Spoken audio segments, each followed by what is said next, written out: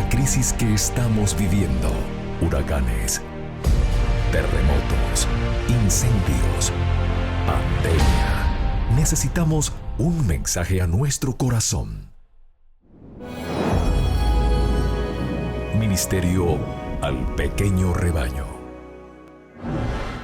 Reciban un saludo de parte de su amigo el pastor Miguel Tirado.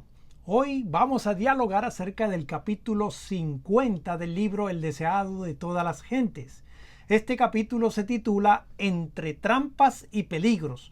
Está basado en las historias que aparece en Juan capítulo 7, versos 16 al 36, también en los versos 40 al 53 y el capítulo 8, versos 1 al 11. Me acompaña el pastor Orlando González, y es un privilegio elevar una palabra de oración. Eterno y amado Padre, esta es una linda oportunidad para crecer espiritualmente, como también para recibir el toque de tu Santo Espíritu y guiar nuestras vidas. Clamamos a ti bendición y abrimos nuestro corazón para recibir de ti tu palabra. En el nombre de Jesús. Amén. Amén. Todo el tiempo que Jesús pasó en Jerusalén durante la fiesta fue seguido por espías. Día tras día probaban nuevas estrategias para reducirle al silencio. Los sacerdotes y gobernantes estaban atentos para entramparle. Se proponían impedir por la violencia que obrase. Pero esto no era todo. Querían humillar a ese rabino Galileo delante de la gente. El primer día de su presencia en la fiesta, los gobernantes habían acudido a él y le habían preguntado con qué autoridad enseñaba. Querían apartar de él la atención de la gente y atraerla a la cuestión de su derecho para enseñar y a su propia importancia y autoridad. Mi doctrina no es mía, dijo Jesús, sino de aquel que me envió. El que quisiere hacer su voluntad conocerá de la doctrina, si viene de Dios o si yo hablo de mí mismo. Jesús hizo frente a la pregunta de estos sembradores de sospechas, no contestando la sospecha misma, sino presentando la verdad vital para la salvación del alma. La percepción y la apreciación de la verdad, dijo, dependen menos de la mente que del corazón. La verdad debe ser recibida en el alma. Exige el homenaje de la voluntad.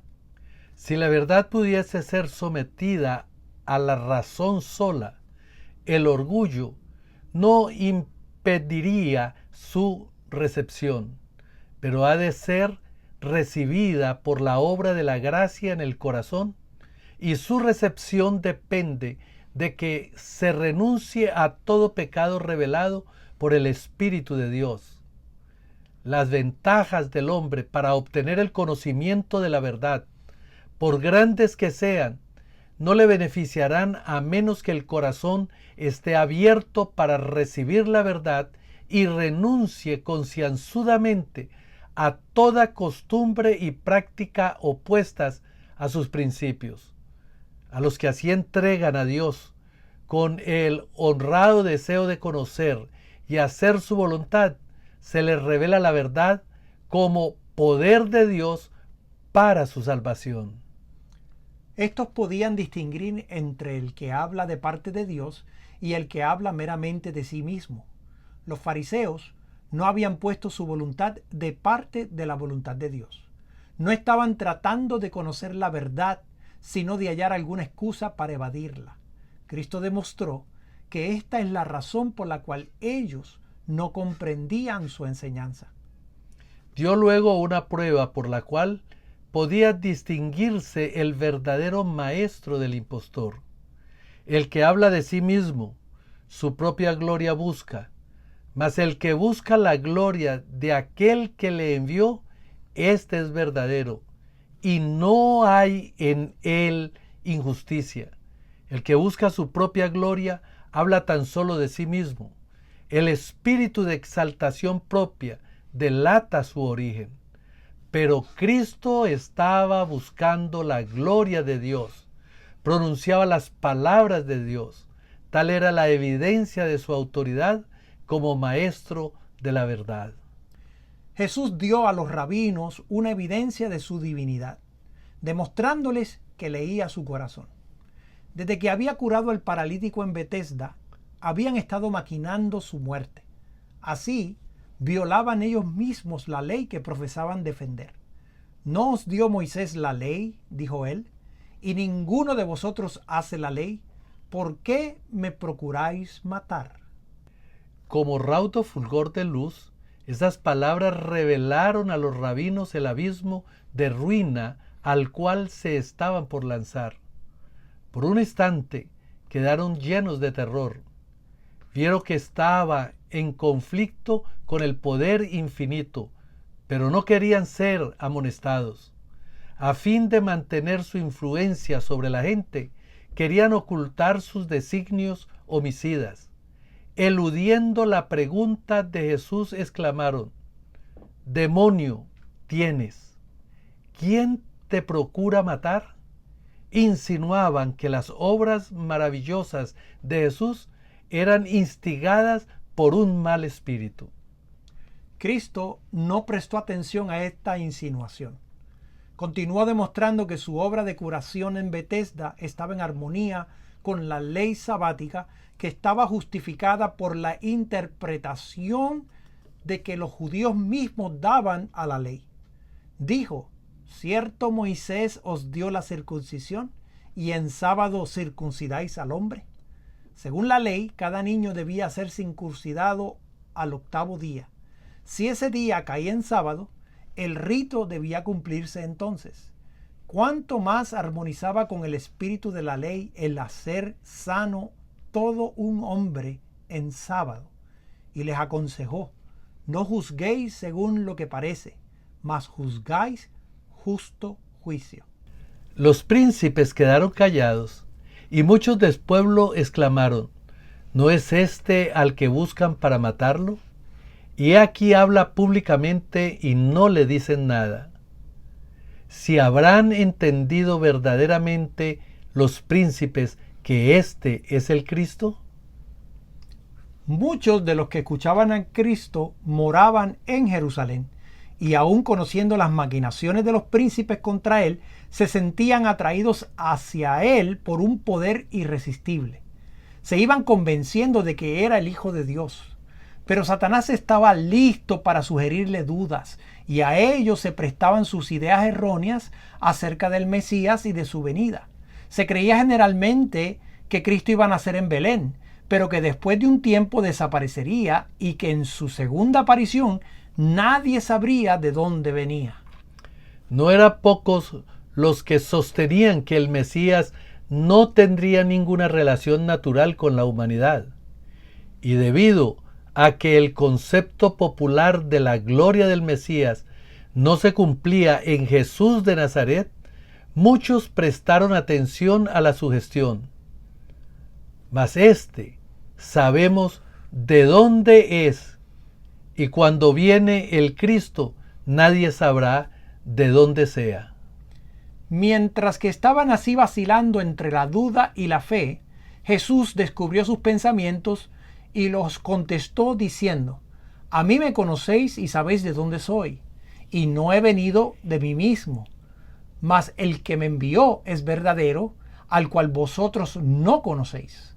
Aseveraban lo que debía hacer Elohim, pero lo ignoraban completamente.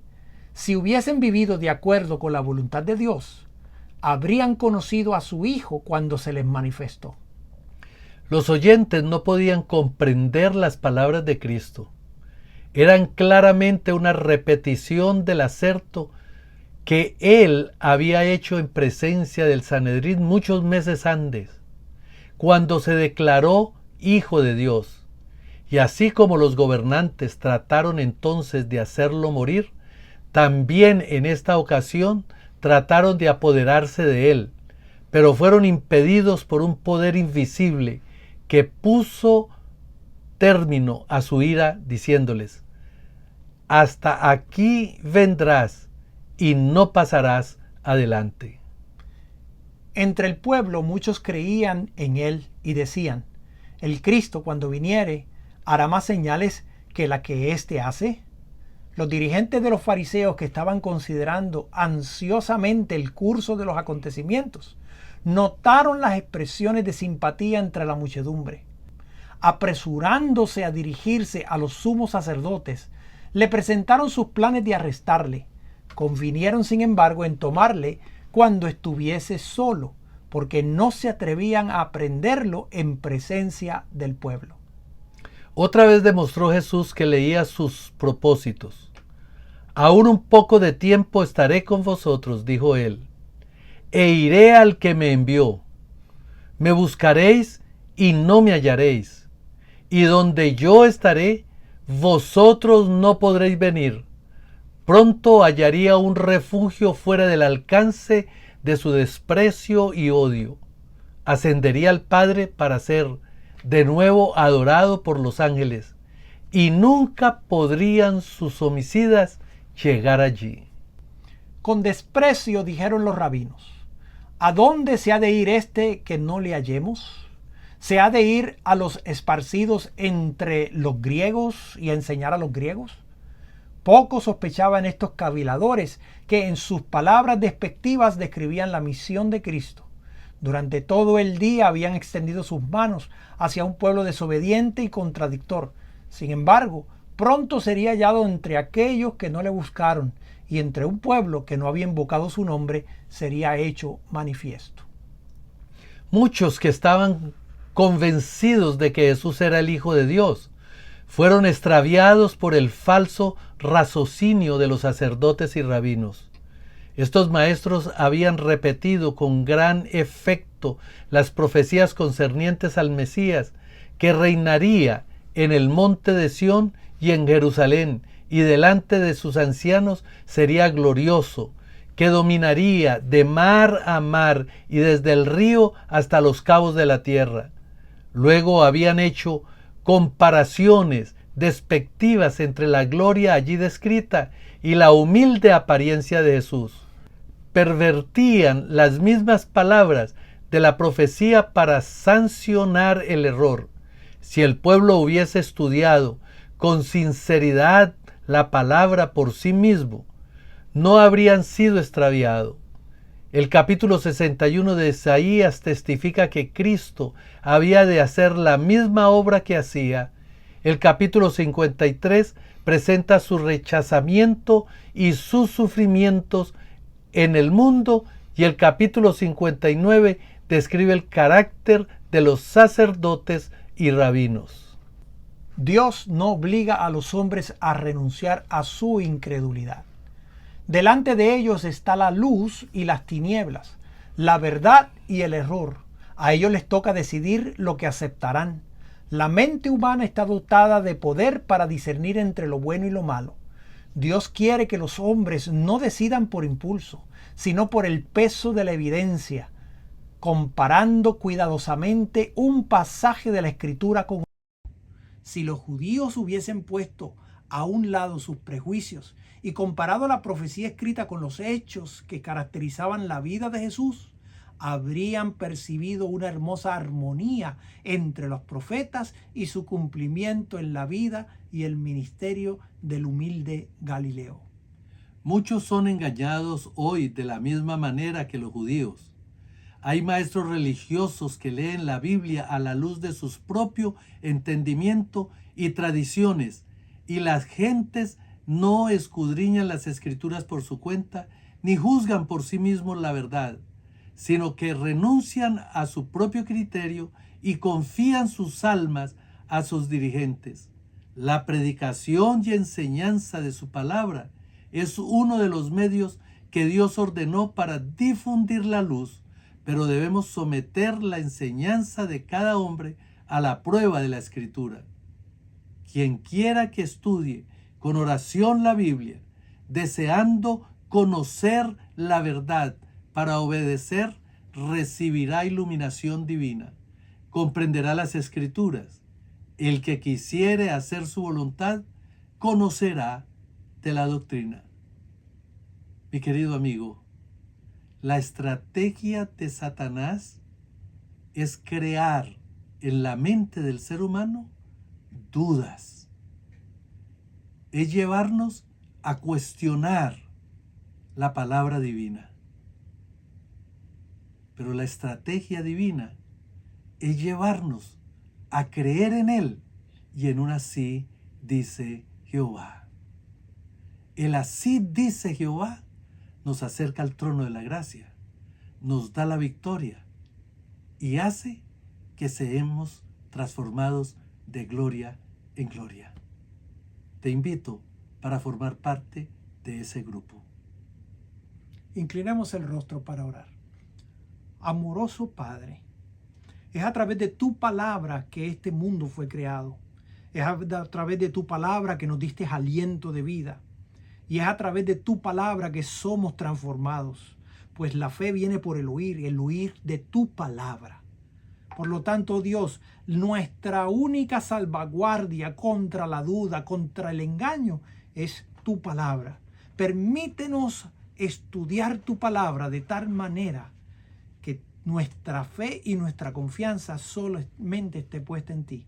Bendice a cada oyente, a cada persona que esté viendo este video y transfórmalo por su palabra. En el nombre de Jesús. Amén. Esto ha sido un mensaje al pequeño rebaño. Te invito a compartir este mensaje con tus amigos. Dios te bendiga. Bendiciones.